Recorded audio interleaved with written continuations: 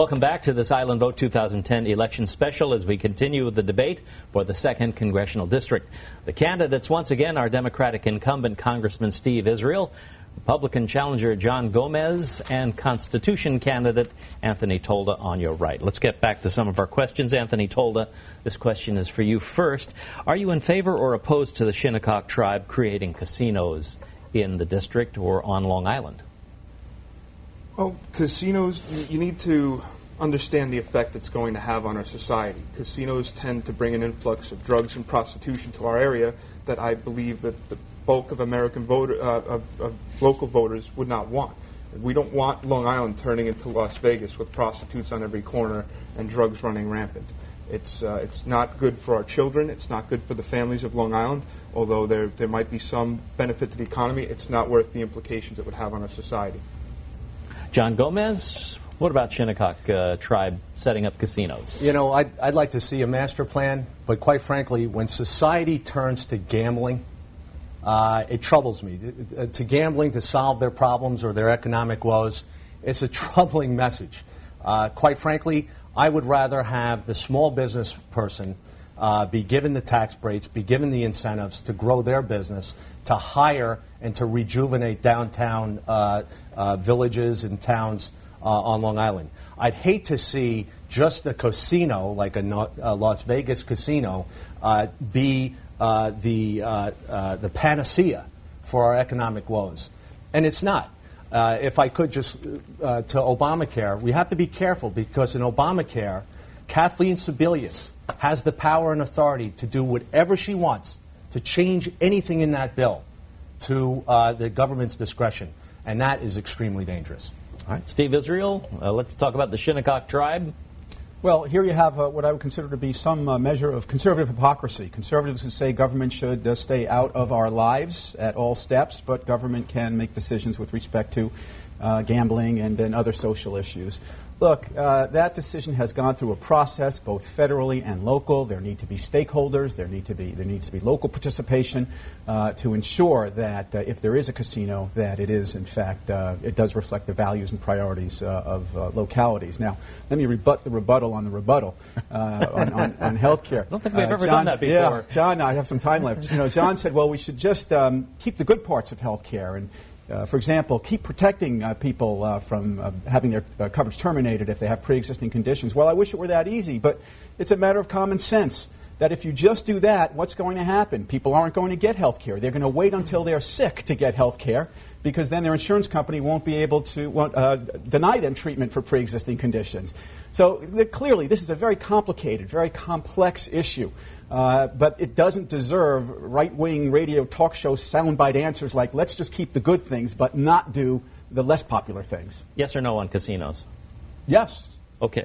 All right. A rebuttal, Anthony Tolda, please, first. I would like to say in my case it's 30 not... 30 seconds now, remember. Yes. It's not a case of conservative hypocrisy on my end because although I disagree, I believe the casinos would be bad for Long Island, I understand that it's not within the enumerated powers of our Constitution for a United States congressman to handle. It must be dealt with at the local level, and I will abide by the decision made at the local level. I will not seek to interfere when it's an issue that is not within the enumerated powers of the Constitution. Federal recognition came, though, from the government. Well, it shouldn't. It should not be an issue federally. It's a local issue.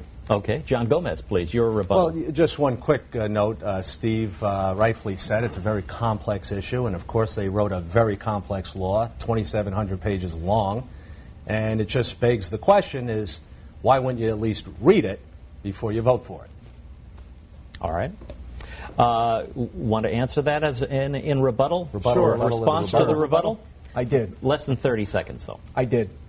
You did read it. Okay. Time is up now. Let's go to our closing statements, and we will start those closing statements first with John Gomez.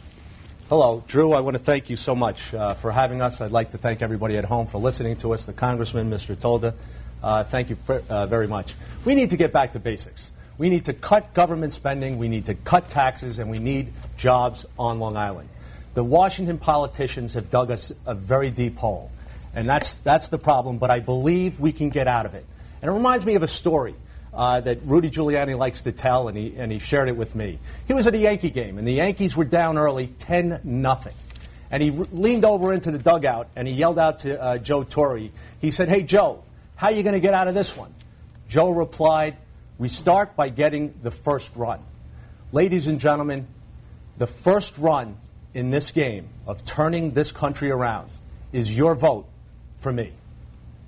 Thank you. And now we're going to have Anthony Tolda, closing statement. If the people of the District 2 of New York cast a Republican or a Democrat vote on November 2nd, they are voting for a candidate that by many respects could be no better or no worse than their party leadership. The people of Long Island know that both of these major parties have let us down through poor leadership. I'm asking the people of this district to lead with me, to elect a leader in the first step to reforge a rebirth of freedom. I'm asking you to vote for peace, freedom, and prosperity. I'm asking you to help reclaim our shining city upon a hill, whose light is dimmed due to special interests and the politically correct increasing influence and separating our people from our Constitution. I'm asking you to tear down the walls between rich and poor, black, white, and Latino, men and women, Republican and Democrat, and rebuild America with the vision that our founding fathers had for us.